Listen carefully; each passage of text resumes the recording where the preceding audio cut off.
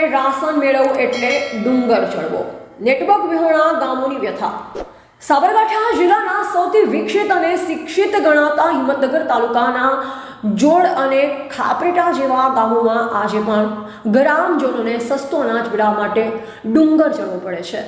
આ વાત જાણીને નવાઈ લાગશે, પરંતુ મોબાઈલ ઇન્ટરનેટ કનેક્ટિવિટીના અભાવના કારણે ગ્રામજનોને રાશન મેળવવા માટે ઓટીપી મેળવવા ડુંગર પર ચડવાની ફરજ પડે છે, જ્યાં માંડ નેટવર્ક મળે છે।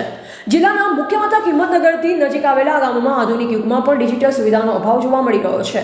સસ્તા અનાજની દુકાનો પર જ્યારે રાશન લેવા જાય છે ત્યારે ફરજિયાત ઓટીપીની જરૂર પડે, પરંતુ ગામમાં નેટવર્ક ન હોવાથી ગ્રામજનોને મજબૂરીવશ ડુંગર પર ચડવું પડે છે। ડુંગર પર પહોંચ્યા બાદ જ તેમને નેટવર્ક મળે છે અને ઓટીપી પ્રાપ્ત થાય છે, જે આધારે તેઓ રાશન મેળવી શકે છે। આ પરિસ્થિતિ અત્યંત ગંભીર છે, કારણ કે હિંમતનગર તાલુકો સાબરકાંઠા જિલ્લાનો સૌથી વિકસિત તાલુકો ગણાય છે। જો અહીં આ પ્રકારની સ્થિતિ હોય તો જિલ્લાના છેવાડા અને આદિવાસી વસ્તી ધરાવતા પોશીના, ખેડબ્રહ્મા અને વિજયનગર જેવા તાલુકાઓની કલ્પના કરવી પણ મુશ્કેલ છે। સ્થાનિક લોકો નેટવર્ક કનેક્ટિવિટીના અભાવના કારણે ત્રાહિમામ પોકારી ગયા છે। એક તરફ ડુંગર પર વન્ય પ્રાણીઓ, ખાસ કરી દીપડાનો ભય રહેલ છે, આમ છતાં પેટ ભરવા માટે અને અનાજ મેળવવા માટે ગ્રામજનોને આ જોખમ ઉઠાવીને પણ ડુંગર ચડવું પડે છે।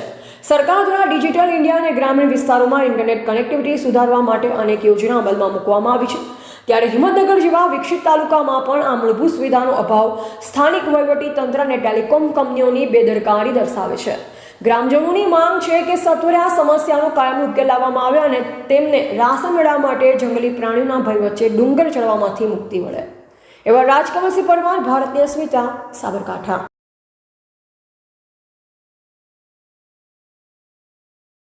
ખાપરેટા, મેરીટીમ્બા, નરોડા, જોડ, નોખી આ વિસ્તારમાં રેશન કાર્ડમાં જે કૂપન લેવાની હોય છે એના માટે પબ્લિકને જંગલમાં છેક ઉપર ચડવું પડે છે મંદિરે, ત્યારે નેટવર્કના ઇસ્યુના કારણે ત્યાં જઈ અને અંગૂઠો મારવો પડે છે। નેટવર્કને અહીંયા બહુ જ તકલીફ છે। અહીંયા જંગલી જાનવર છે, નદી નાળા છે, પાણી છે, છતાંય પબ્લિકને ચાલતા છેક ડુંગર ઉપર આવવું પડે છે અંગૂઠો મારવા માટે।